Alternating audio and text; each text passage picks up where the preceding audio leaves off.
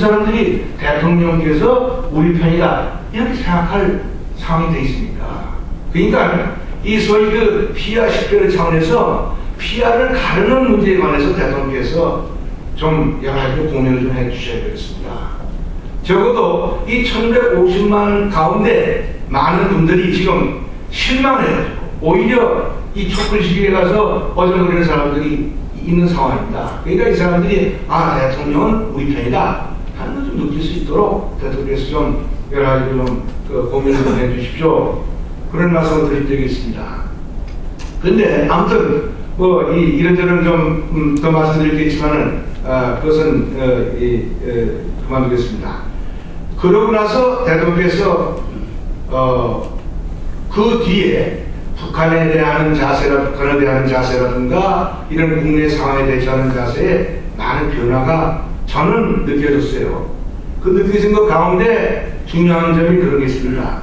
아까 대북 이 정책 관계 안 이사장께서 말씀하셨는데 사실은 이런 점이 있습니다.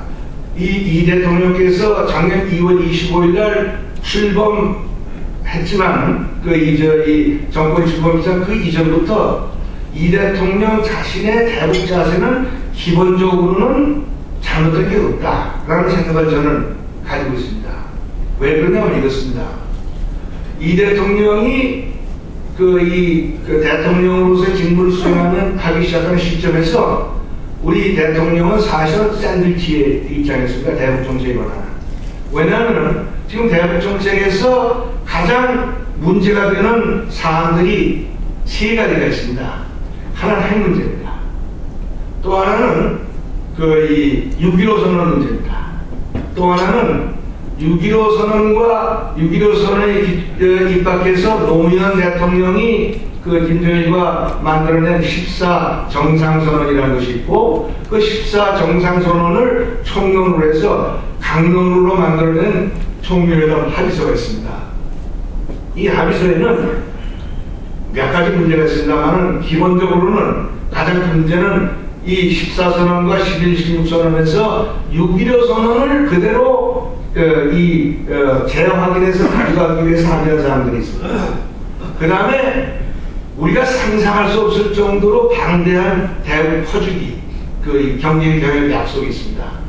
이 경협 약속을 어떻게 들어올 정부가 해야 될 것이냐 하는 것이 우리 대통령으로서는 사실 큰 난제였죠. 실제로 이에 대해서는 노무현 씨가 재작년 6월에 사실 그때는 누구도 생각하지 못했던 불지를 해놓은 게 있습니다.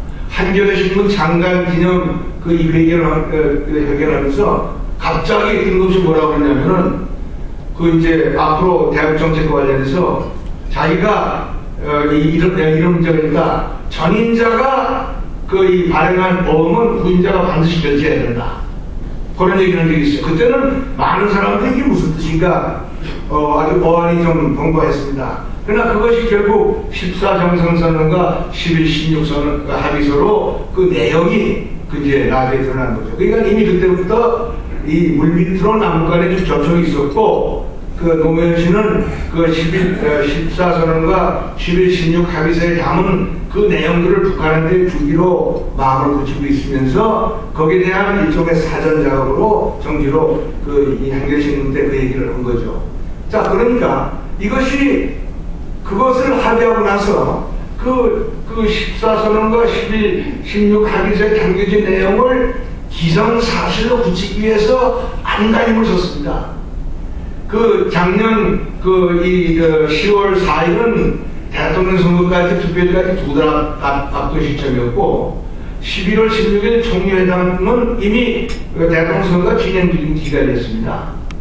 거기서 이 11, 16 합의서를 통해서 합의한 내용을 보면은 엄청난 18가지가 되는 프로젝트가 언급이 되어 있고 그것을 위해서 14가지의 남북회담을 한 달 안에 하도록 합의가 되어 있었어요.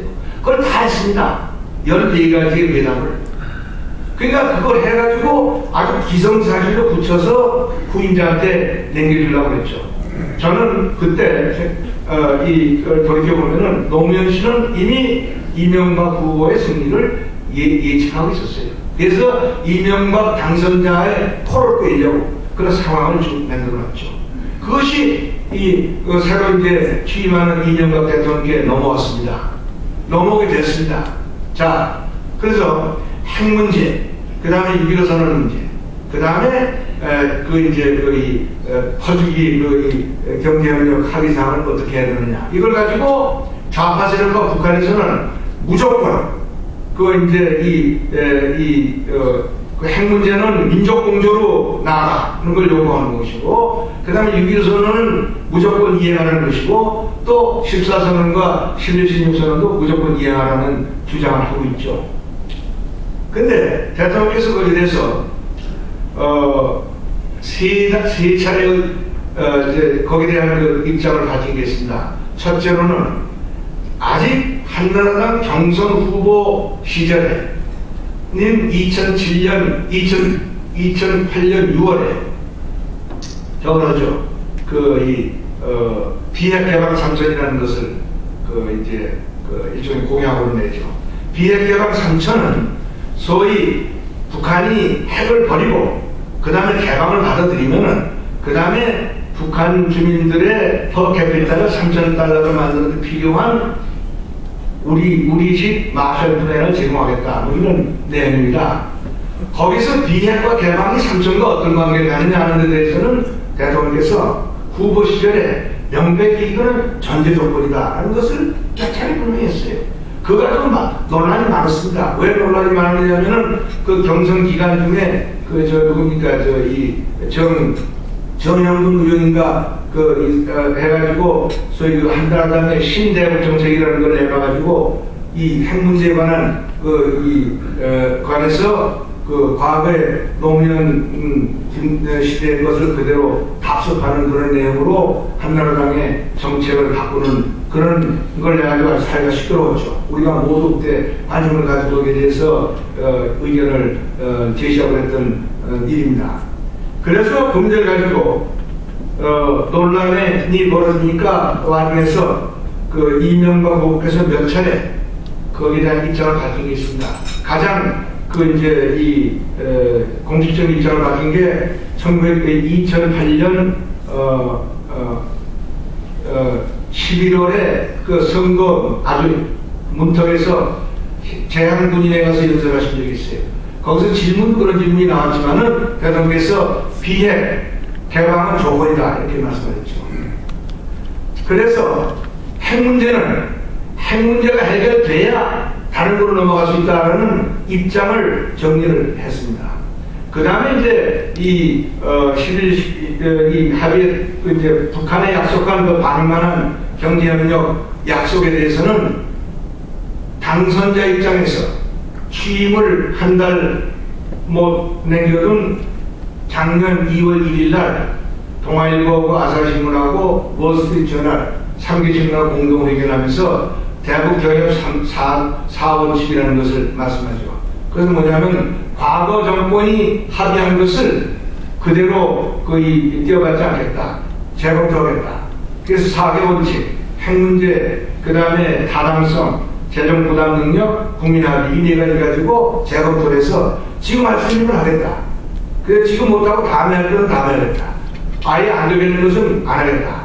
이렇게 세 개의 보따리로 나눠서 처리하겠다. 이것으로 정리가 됐습니다. 제가 그때 이 기자회견을 보고 이건 참 솔로몬의 재판이다 이렇게 느꼈습니다.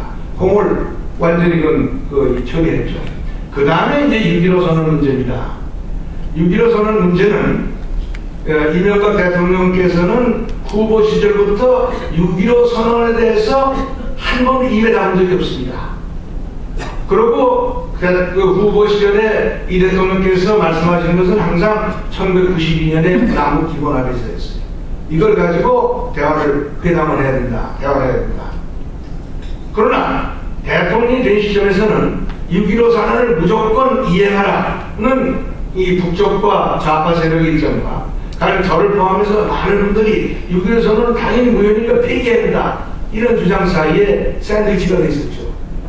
이것을 사실은 7월 11일 날 18대 국회 개원 본회의 연설에서 멋있게 대통령이 그걸 벗었어요.